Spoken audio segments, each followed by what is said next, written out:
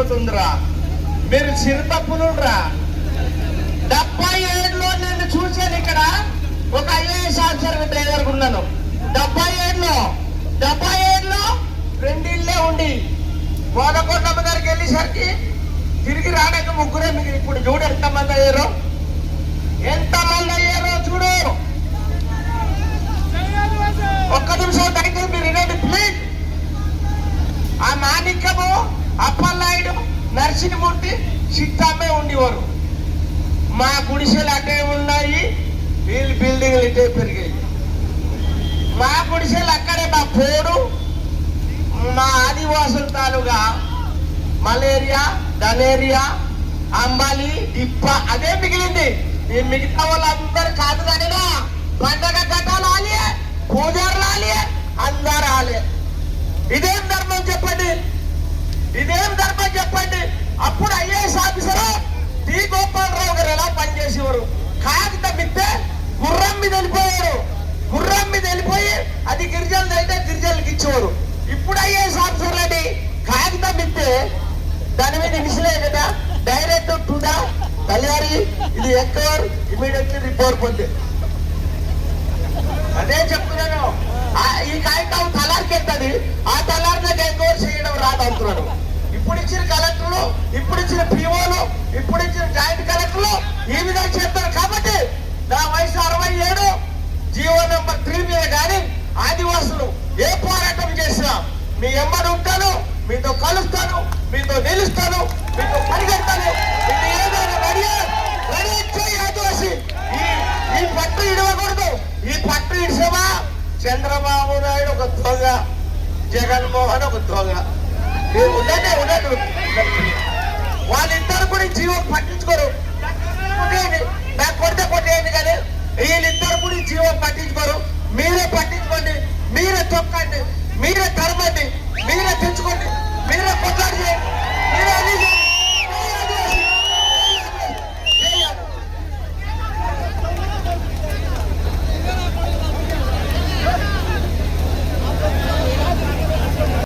రాష్ట్ర ప్రభుత్వం సుప్రీంకోర్టులో ఇంక్లూడ్ అయ్యి బలమైన వాదనలు వినిపించి ఇది ఆదివాసుల రాజ్యాంగ హక్కు, ఆ రాజ్యాంగ హక్కుని నిర్వీర్యం చేయడం కుదరదు అని చెప్పేసి ఆదివాసుల పక్షాన్ని నిలబడి ఆదివాసీ హక్కుల చట్టాలు కాపాడాలని చెప్పేసి డిమాండ్ చేస్తూ ఈ కార్యక్రమం జరుగుతుంది. అంతేకాకుండా అల్లూరు సీతారామరాజు జిల్లా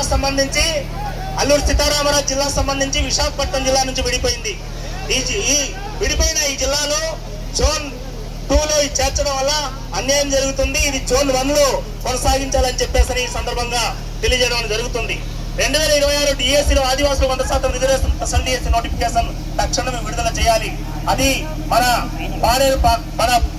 ప్రాజెక్టు అధికారి పరిధిలో ఉంటుంది. అది గవర్నమెంట్ తో మాట్లాడి చేయాలని చెప్పేసి హైడ్రో పవర్ ప్రాజెక్టు పేరుతోటి ఏజెన్సీ మొత్తం జలసమాధి చేయాలని జీవో నెంబర్ 13/51/2 విడుదల చేస్తారు. అది రద్దు చేసి హైడ్రో పవర్ ప్రాజెక్ట్ రద్దు చేయాలని చెప్పేసి, అలాగే బాక్సైట్ సంబంధించినటువంటి రహస్య సర్వేలు మరి ఈ ప్రాంతంలో మొదలు పెట్టారు.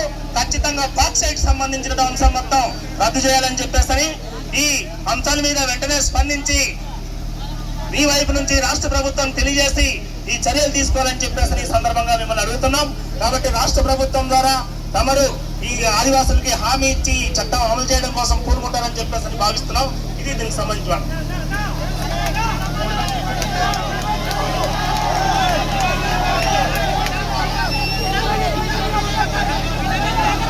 ఏజెన్సీ ప్రాంతంలో 1/70 చట్టాన్ని ధిక్కరించి ఈ ప్రాంతంలో గిరిజన నేతలు భూములు సంబంధించినటువంటి అక్రమ భవనాలన్నీ ఉన్నాయి. దీనికి సంబంధించిన దాంట్లో ప్రధానంగా బినామీలు ఉన్నారు. బినామీలు ఎంతమంది ఉన్నారో రాష్ట్ర ప్రభుత్వం ఇప్పుడు దాకా లెక్కలు చెప్పడం లేదు, అధికారులు కూడా లెక్కలు చెప్పడం లేదు. సంక్షేమ పథకాలు అన్ని అందుతున్నాయి. అటువంటి వాళ్ళకి రేషన్ కార్డు కానీ సంక్షేమ పథకాలు కానీ మొత్తం క్యాన్సిల్ చేసి ఈ బినామీ ఆస్తులు మొత్తం ITDA మొత్తం స్వాధీనం చేసుకుని రాష్ట్ర ప్రభుత్వంతో నడపాలని చెప్పేసి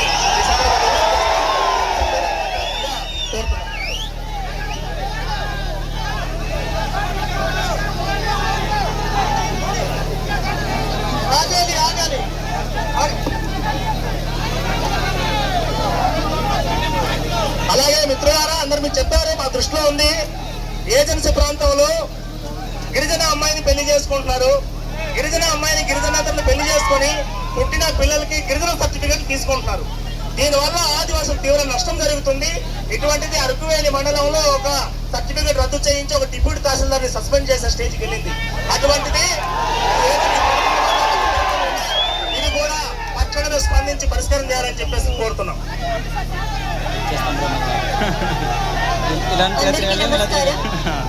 గౌరవ ఎంపీ గారికి, ఎమ్మెల్యే గారికి, ప్రజాప్రతినిధులకి, బలరాం గారికి, బల్దేవ్ గారికి, అక్కడ వచ్చిన ఆదివాసీ సంఘాలందరికీ కూడా, ఇన్ఫ్లుయెన్సర్స్ కి, సోషల్ మీడియా ఇన్ఫ్లుయెన్సర్స్ అందరికీ కూడా నా నమస్కారాలు.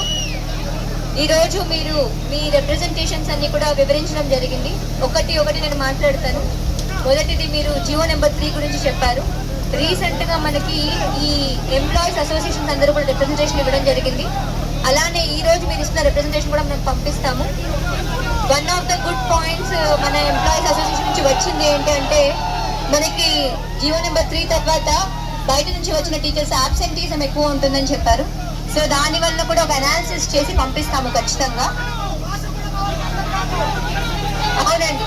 సో మనకు వచ్చే ప్రాబ్లమ్స్ ఏంటి, దాని వలన మనకి లోకల్స్ వల్ల ఉండే బెనిఫిట్స్ ఏంటి అని రిప్రజెంటేషన్ ఖచ్చితంగా పంపిస్తాము. ఫస్ట్ వచ్చి ప్లేన్స్ నుంచి వచ్చిన వాళ్ళు వెంటనే ట్రాన్స్ఫర్ కోరుకుంటున్నారు అని చెప్పారు. కాబట్టి we will make an analysis and will submit. రెండోది విషయానికి వచ్చేటప్పటికి మీరు ఈ 1/170 గురించి అడిగారు, 1/70 కోసం అడిగారు. మన సుప్రీం కోర్టుకి రీసెంట్ గా కొందరు నాన్ ట్రైబ్స్ కేసు పెట్టిన విషయం తెలిసిందే. And entire ITDA and district administration, మన అల్లూరి సీతారామరాజు కేవలం ట్రైబల్ డిస్ట్రిక్ట్ కాబట్టి పూర్తి జిల్లా యంత్రాంగం ట్రైబల్ రైట్స్ ని అప్హోల్డ్ చేయడానికి మాత్రమే ఉన్నాము. మా మెయిన్ రైట్స్ అండ్ మా మెయిన్ డ్యూటీ ఇక్కడ మీ అందరి రైట్స్ పరిరక్షించడం మాత్రమే. కాబట్టి 1/70కి సంబంధించి ఎటువంటి వయలేషన్ జరగడానికి లేదు, చేయనివ్వము.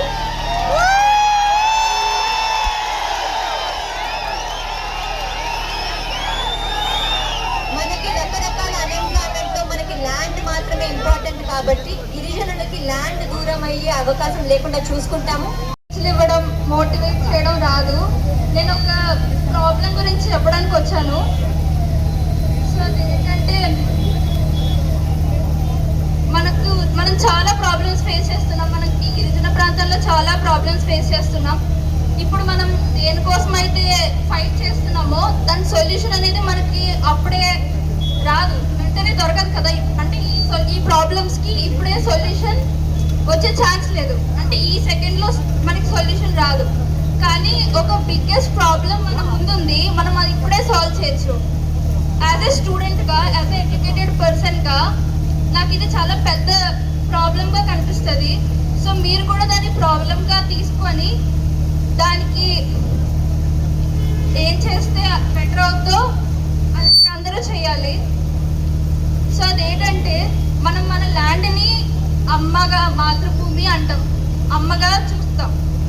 కానీ అది అందరూ ఎవరు దాన్ని చేతలు చూపిస్తున్నారు, అందరూ మాటల వరకే వదిలేస్తున్నారు.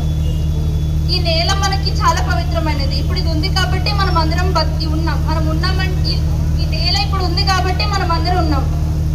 సో దాన్ని రెస్పెక్ట్ ఇవ్వండి. మీకు నచ్చినట్టు చెత్తని ఎక్కడ పడితే అక్కడ పడేయండి ప్లీజ్. ఇందాక వాటర్ ప్యాకెట్స్ అందరికి ఇచ్చారు, అందరూ ఎవరు పడతారు రోడ్డు మీద పడేస్తారు. ఇప్పుడనే కాదు, బయట నుంచి పాడేరుకు వచ్చిన ఎక్కడైనా సరే మనం మన ఇంటిని ఎంత నీట్గా చూసుకుంటాం. సో ఈ భూమి అనేది మనకు ఒక గిఫ్ట్ లాంటిది. దాన్ని మనం ఎంత జాగ్రత్తగా చూసుకుంటే మనం అంత హ్యాపీగా ఉంటాం. సో అందరు ఇది కామెడీగా, అందరూ సీరియస్ గా తీసుకోవాలి ప్లీజ్. ఎవరు రోడ్ల మీద చెత్త పడేయకండి. నాకు అది చూసినప్పుడల్లా చాలా బాధగా అనిపిస్తుంది. ప్లీజ్, ఇది మాత్రం చాలా పెద్ద ప్రాబ్లం. అందరూ దీనికోసం ఆలోచించాలి.